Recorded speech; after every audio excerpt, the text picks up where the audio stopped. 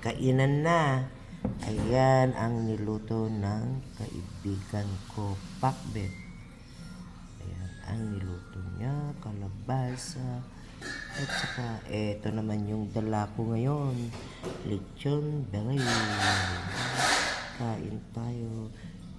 Ayan, magkakainan kami dito. May sausawan ng bawang at saka pamienta. Ayan ang niluto niya. Mainit pa, kakain na kami. Ito ang niluto niya. Oh, masarap, masarap. Kain na tayo guys. Kain.